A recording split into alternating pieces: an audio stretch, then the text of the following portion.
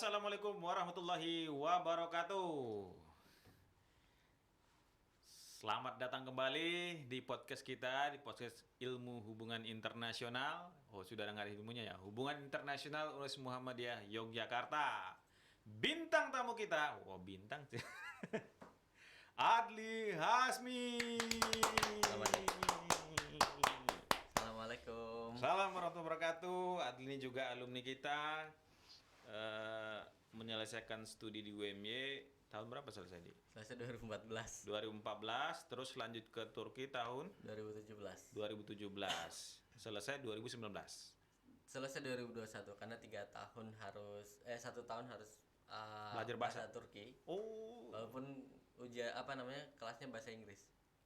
Oke. Wajib soalnya. Kayaknya beberapa negara melakukan gitu ya. Ya, betul. Uniknya negara kita, temanku di UI gitu, dia orang luar. Se-Indonesianya nggak bener, nggak ada tuh.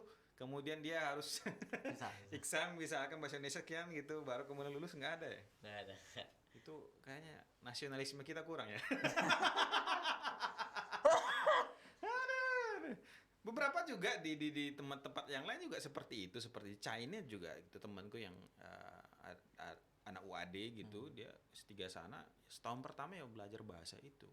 Minimal kayaknya ada 4 ya nggak salah, minimal 3 dia udah PES dulu baru kemudian PES exam dulu baru bisa lanjut begitu. Kamu juga gitu ya? Sama, kita harus ujian bahasa Turki kan levelnya ada A1 sampai C1 dan kita harus lulus semua.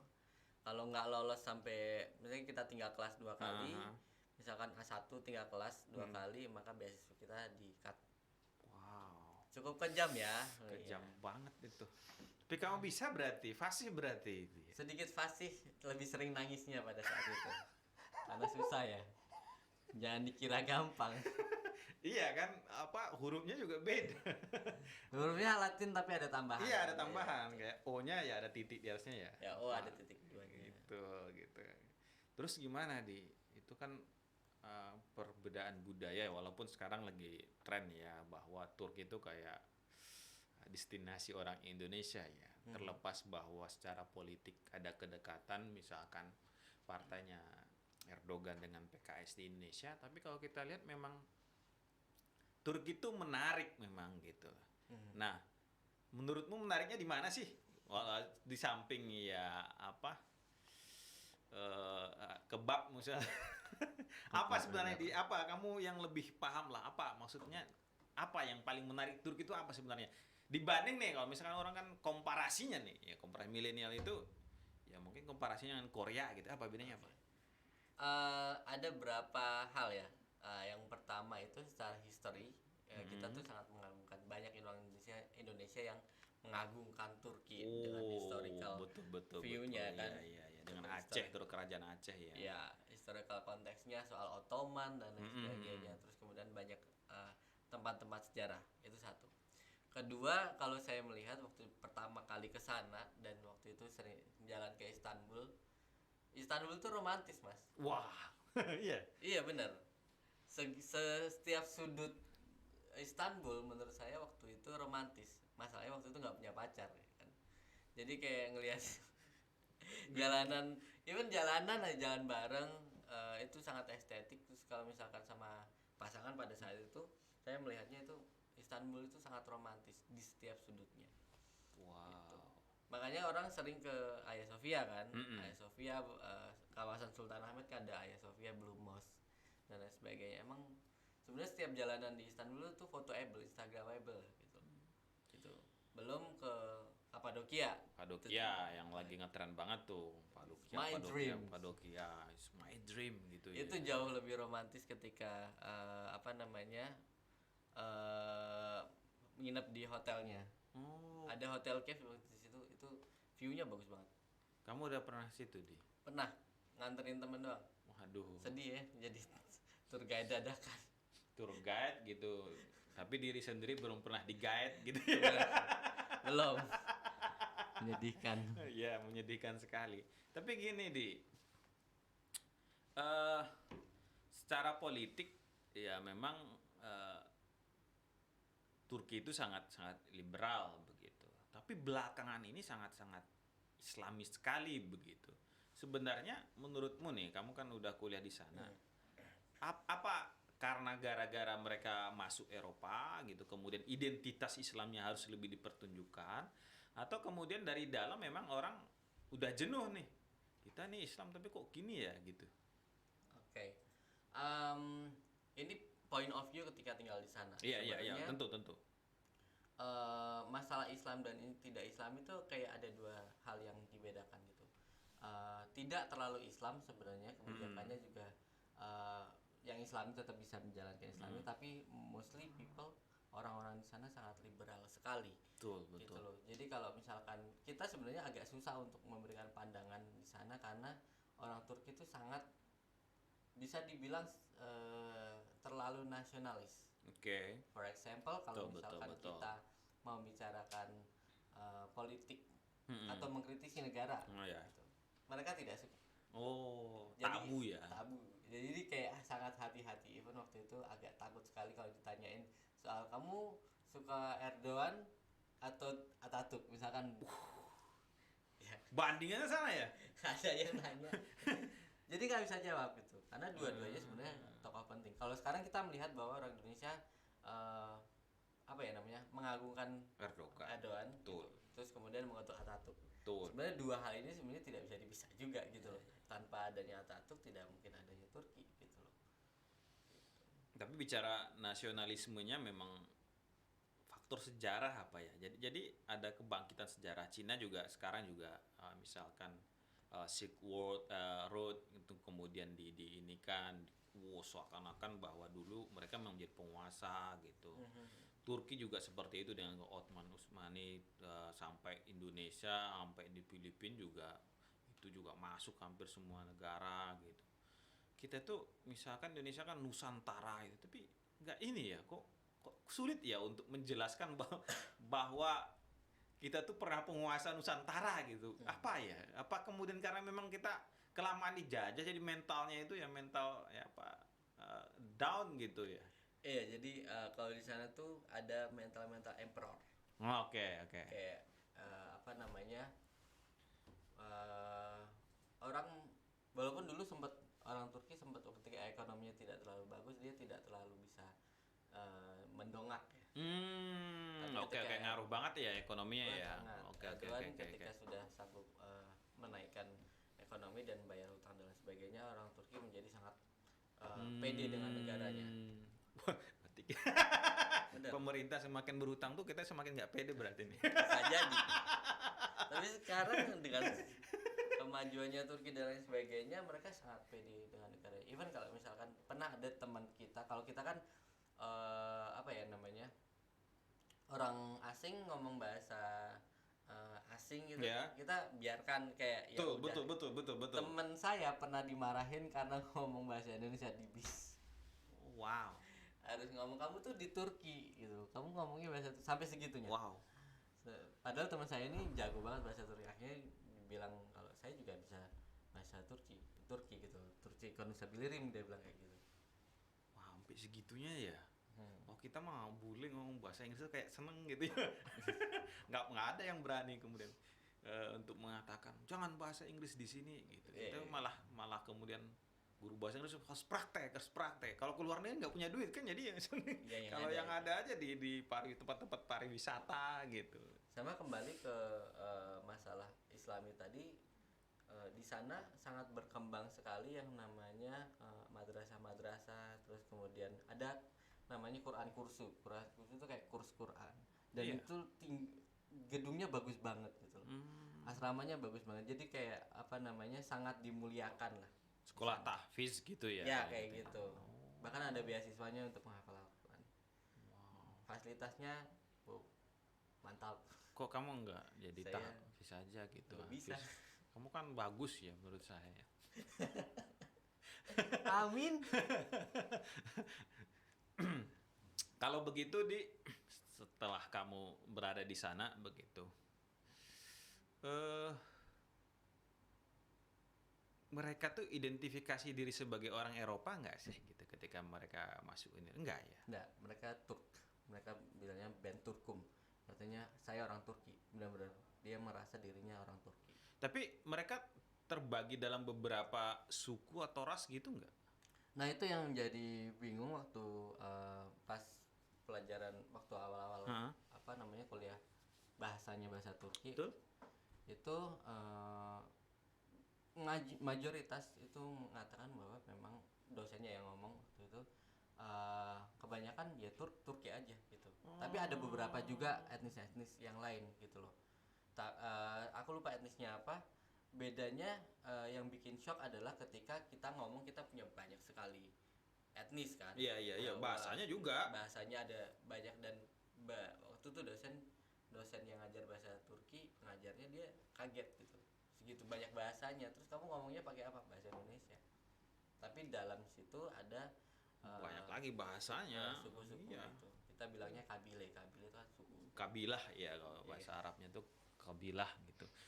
Wah, berarti atau itu juga mungkin membuat nasionalis itu kurang gitu loh. Kita kan memang apa ya orang Jawa, orang Sunda, kemudian orang Batak, kemudian berbagai orang Melayu begitu itu kan kerajaan-kerajaan dulu yang kemudian kita lebur masuk Indonesia sehingga untuk mengatakan kita orang Indonesia itu sulit kayaknya ya. Apa gimana sebenarnya?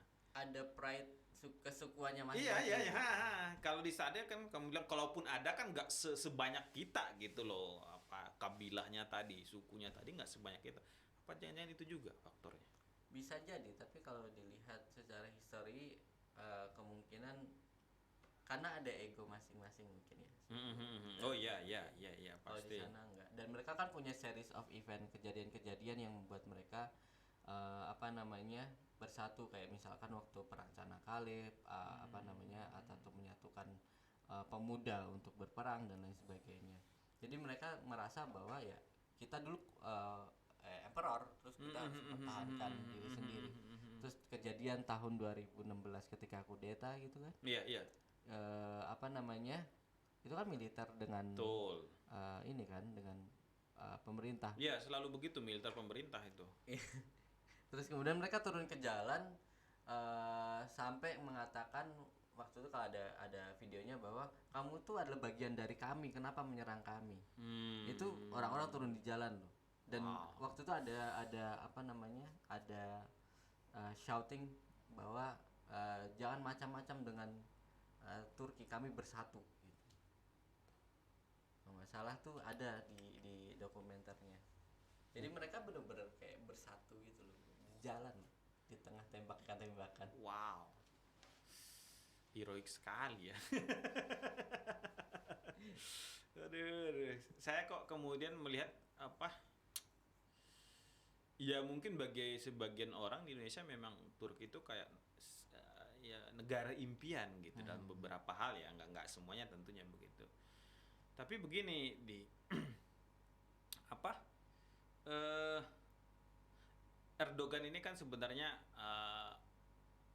apa ya sekarang dengan popularitasnya juga menurun kan sekarang dibanding tahun-tahun sebelumnya yang sangat kuat tinggi karena isu klasik korupsi kan.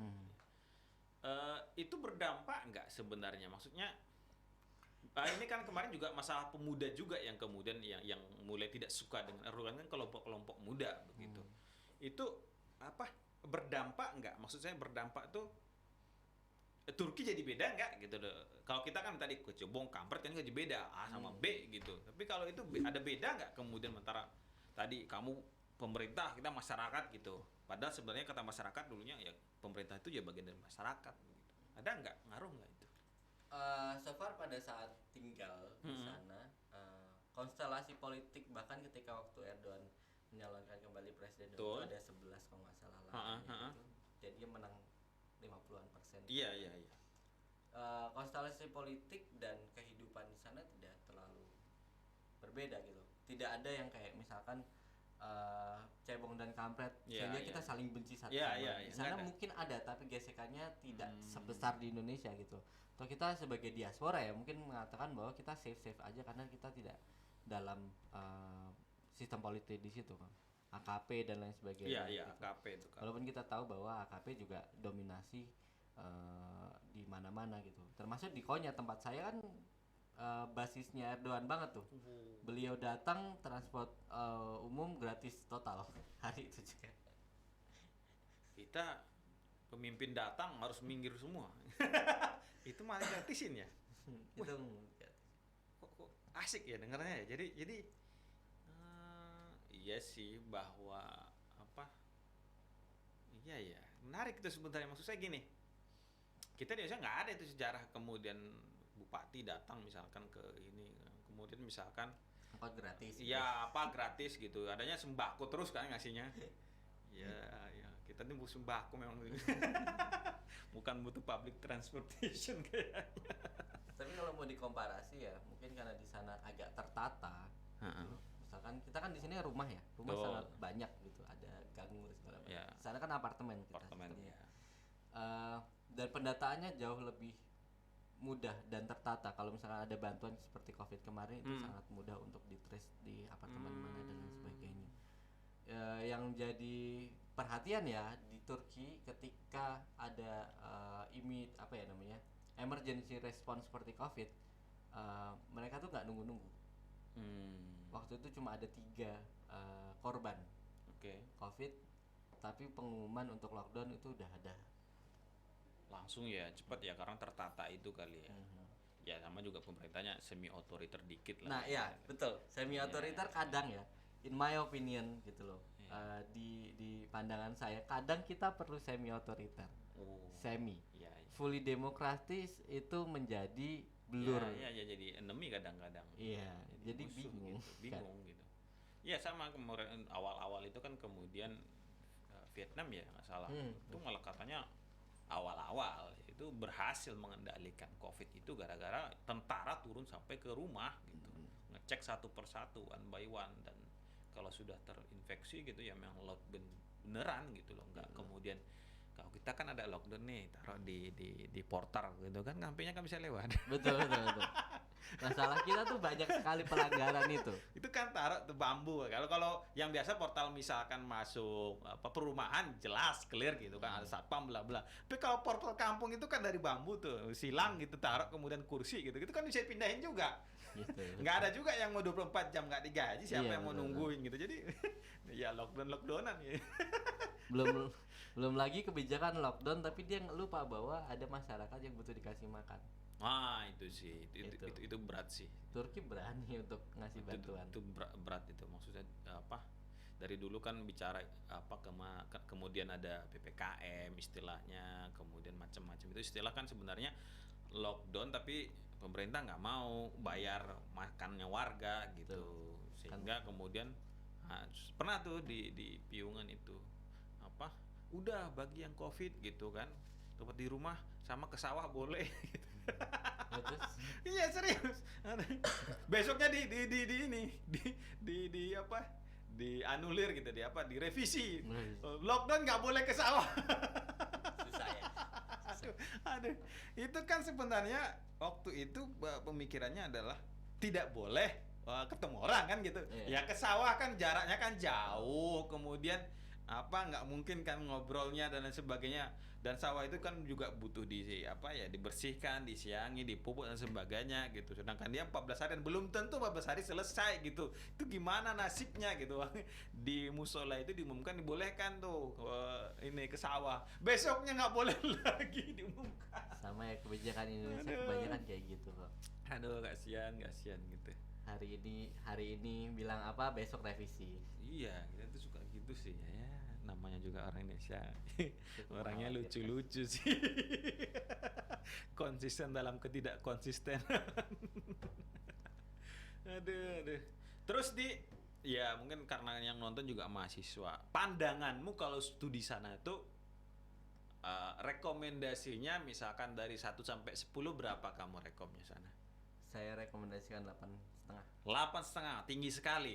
Apa kemudian kualitasnya sudah sama dengan Eropa, tapi kemudian budget hidupnya sama dengan Indonesia atau bagaimana? Sistem mereka kan sistem Eropa ya. Pendidikannya Eropa ya. Sistem Eropa. Terus itu tadi murah juga sebenarnya bayar kuliah di sana. Paling yang mahal cuma biaya hidup apartemen. Iya, paling nggak nyampe nggak semahal di Jerman lah jelas gitu, kita masih tetap affordable kayak sama kayak di Jakarta. Iya, Jakarta apartemen tuh paling Terus murah ya kemudian 4 juta. environment yang apa ya, bikin kita jadi tough sekali di Turki karena orang Turki kan keras ya. Iya, keras mereka itu. Mereka awal-awal saya ngerasa dibentak terus sedih sekali. Itu kayak orang Jawa, orang Jogja asli ketemu sama orang Sumatera. Wah, ini marah-marah aja tiap hari kayaknya. Padahal memang intonasinya begitu. Kok dibentak terus, tapi akhirnya lama-lama kita jadi terbawa suasana, kita lebih tough. Terus yang kedua ketika pengajaran, kalau saya waktu itu S2 mungkin sama dengan yang di Eropa lain sebagainya, kita dibebankan banyak jurnal dan kita harus membahas itu, dosennya tidak mau tahu. Nggak mau tahu yang benar-benar kayak lu harus baca. Saya pernah dikeluarkan di kelas soalnya. Oh iya. Gara-gara belum baca. Enggak, bukan belum baca. Kita diberikan satu jurnal gitu. Some point dosennya nanya, ini halaman 36 yang dimaksud paragraf ini apa? Halaman 36 dong. Iya. Kan ngebuka dulu nih. Butuh waktu lah 1 menit 2 menit. Iya. Tiba-tiba belum selesai baru mau melihat halamannya udah ketemu. Dosennya bilang, "Oh, kamu tidak baca. Kalian semua keluar." Semuanya keluar. Semuanya keluar. Kelas dismiss. Itu gara-gara kamu. Udah kesel kan. Dongkol banget rasanya. Ya Allah, kayak kan rasanya kayak dikeluarin tuh kayak merasa harga dirinya diinjek-injek gitu kan. Terus ada teman Turki yang bilang bahwa nggak apa-apa, emang orangnya kayak gitu. Terus aku bilang enggak, minggu depan aku harus balas dendam. Jadi minggu depan aku baca semua bahannya, komparasi dan lain sebagainya. Ketika ditanya tahu semua, akhirnya dosennya nggak pernah lagi yang kayak gitu. Jadi agak tough juga. Kalau di Indonesia mungkin langsung viral di Twitter ya Bu ya. Iya. Oh, kok bisa ya? Apa-apa jangan viral-viral aja. Ya juga. Waktu tesis mungkin beberapa orang mengalami. Waktu tesis pernah dibilangin bodoh. Like waktu itu bukan tesis tapi seminar. Seminar tuh beda dengan tesis. Betul. 50 halaman kita harus bikin seminar, 100 halaman untuk tesis. Dicoretin A sampai Z benar-benar dari halaman pertama. Terus tiba-tiba waktu bimbingan, dosen tuh nggak ngomong banyak, dia cuma suruh masuk, terus dia nyodorin, dia ngomong are you stupid? Oke. Dibilangin kayak gitu, are you stupid? Terus kamu jawabnya yes I am gitu.